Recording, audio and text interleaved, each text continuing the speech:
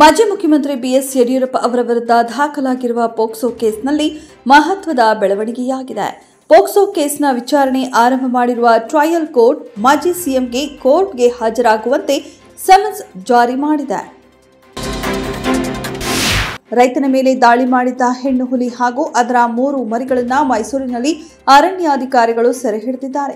ಇದರಿಂದ ಕಳೆದ 1 ತಿಂಗಳಲ್ಲಿ ಮೈಸೂರು ಭಾಗದಲ್ಲಿ ಸೆರೆ ಹಿಡಿಯಲಾದ ಹುಲಿಗಳ ಸಂಖ್ಯೆ 15ಕ್ಕೆ ಏರಿಕೆಯಾಗಿದೆ.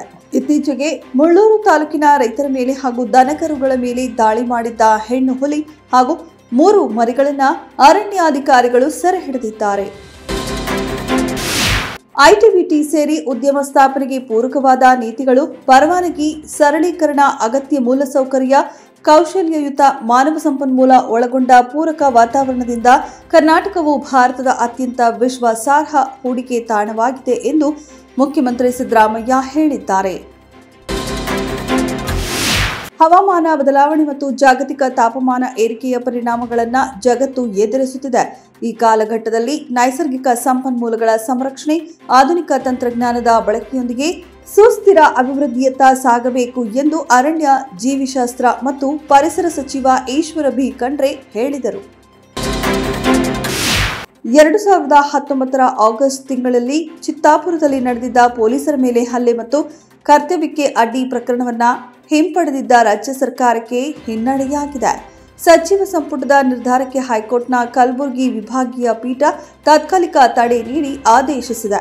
ಸರ್ಕಾರದ ನಿರ್ಧಾರ ಪ್ರಶ್ನಿಸಿ ಗಿರೀಶ್ ಭಾರದ್ವಾಜ್ ಸಲ್ಲಿಸಿದ್ದ ಅರ್ಜಿಯನ್ನ ನ್ಯಾಯಾಲಯ ಪರಿಗಣಿಸಿದೆ.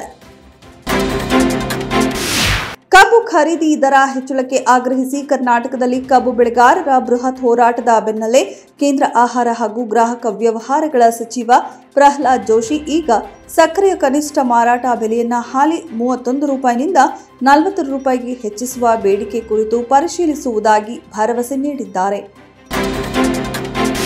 ಚುನಾವಣಾ ಆಯೋಗವು 9 ರಾಜ್ಯಗಳು ಮತ್ತು 3 ಕೇಂದ್ರಾಡಳಿತ ಪ್ರದೇಶಗಳಲ್ಲಿ ನಡೆಸುತ್ತಿರುವ ಎಸ್ಐಆರ್ ಪ್ರಕ್ರಿಯೆ ಪೂರ್ಣಗೊಂಡ ಬಳಿಕ ಸಿದ್ಧಪಡಿಸಲಾಗುವ ಕರಡು ಮತದಾರರ ಪಟ್ಟಿಯಲ್ಲಿನ ತಪ್ಪುಗಳ ಬಗ್ಗೆ ಪ್ರಶ್ನೆ ಮಾಡಲೇಬೇಕು. ಬಿಹಾರದಲ್ಲಿ ಮಾಡಿದ ತಪ್ಪು ಮರುಕಳಿಸಬಾರದು ಎಂದು ಕಾಂಗ್ರೆಸ್ನ ರಾಜ್ಯ ನಾಯಕರಿಗೆ ಸೂಚಿಸಿದೆ. ಜೋಹಾನ್ಸ್ಬರ್ಗ್ನಲ್ಲಿ ನಡೆಯಲಿರುವ G20 ಸಮಾವೇಶಕ್ಕೂ ಮುನ್ನವೇ ಕೆಲವು ಸಂಘಟನೆಗಳು ಮುಸ್ಲಿಂ ವಕೀಲರ ಸಂಘದ ಸಾರಥ್ಯದಲ್ಲಿ ಭಾರತದ ಪ್ರಧಾನಿ ನರೇಂದ್ರ ಮೋದಿ ವಿರುದ್ಧ ಅಂತಾರಾಷ್ಟ್ರೀಯ ಅಪರಾಧ ಕಾನೂನಿನ ಅಡಿ ವಿಚಾರಣೆ ನಡೆಸಬೇಕೆಂದು ದಕ್ಷಿಣ ಆಫ್ರಿಕಾ ಪೊಲೀಸ್ ಮುಖ್ಯಸ್ಥರಿಗೆ ಅಪರಾಧ ತನಿಖಾ ಸಂಸ್ಥೆಗಳಿಗೆ ದೂರು ನೀಡಿದೆ.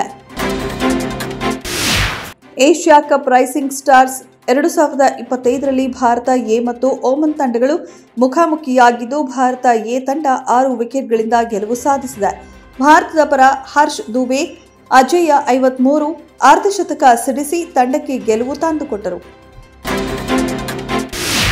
ಕೆರೆಬೇಟೆ ಸಿನಿಮಾ ಖ್ಯಾತಿಯ ಡೈರೆಕ್ಟರ್ ರಾಜ್ಗುರು ಈ ಸಿನಿಮಾದ ನಿರ್ದೇಶಕರು. ಗೋಲ್ಡ್ ಮೈನ್ನ ಮನೀಶ್ ಶಾ ಕ್ರಿಮಿನಲ್ ಚಿತ್ರಕ್ಕೆ ಬಂಡವಾಳ ಹೂಡುತ್ತಿದ್ದಾರೆ. ಕನ್ನಡ ನಾಡಿನ ಮಣ್ಣಿನಲ್ಲಿ ನಡೆದ ನೈಜ ಪ್ಯೂರ್ ಲವ್ ಸ್ಟೋರಿ ಇದಾಗಿದೆ.